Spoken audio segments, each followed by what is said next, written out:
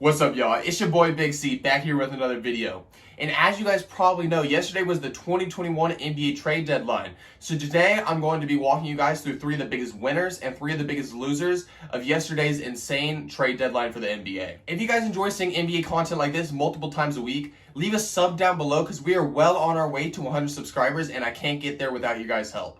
Now let's go ahead and hop into the 2021 NBA trade deadline winners and losers. Today I'm going to be starting out with the losers of the 2021 NBA trade deadline, and the first team that I'm going to be talking about today is the Houston Rockets. After their huge blockbuster James Harden trade at the beginning of the season, they got several draft picks and they even got Victor Oladipo, who we thought they may be able to flip for some valuable assets. But instead, yesterday they traded players like Victor Oladipo and PJ Tucker a couple days ago, along with Rodions Kurucs and a 2022 first-round pick.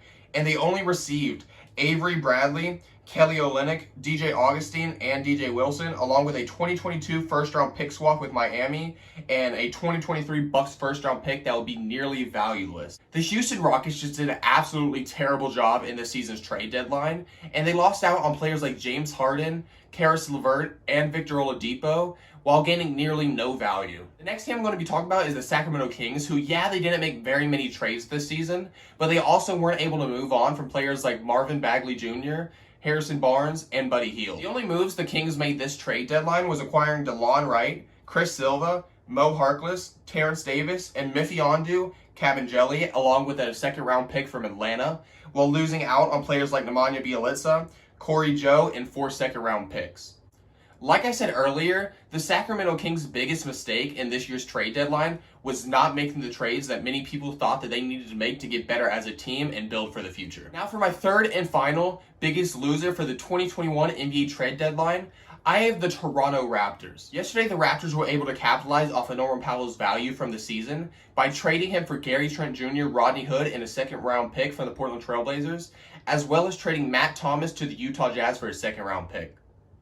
Yes, those 2 trades may have been solid trades for the Raptors, but the reason that I have them on the losers of the 2021 NBA trade deadline is that they weren't able to move Kyle Lowry at this year's deadline. Kyle Lowry was a player that I was nearly certain was going to get traded this deadline to a team like either Philly or either of the LA teams, but the Raptors were not able to make a deal go through, and now they're going to end up losing Kyle Lowry in this year's free agency and getting absolutely nothing in return. Now moving on to the winners of the 2021 NBA trade deadline, I'm going to start off with the Chicago Bulls. Yesterday, the Bulls shocked the world by trading for players like Nikola Vucevic from the Orlando Magic and Daniel Tice from the Boston Celtics, while only losing out on players like Wendell Carter Jr., Otto Porter Jr., Daniel Gafford, Mo Wagner, Luke Cornett, and 2 first-round picks in 2021 and 2023, which are both top 4 protected.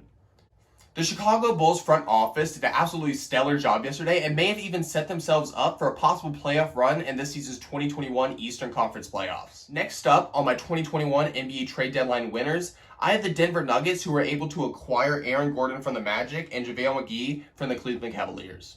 The Nuggets were able to get 2 very solid frontcourt players while only giving up Gary Harris, who had a very bad contract, the rookie RJ Hampton, Isaiah Hartenstein, and a heavily protected 2025 first-round pick, and a 2023 and a 2027 second-round pick.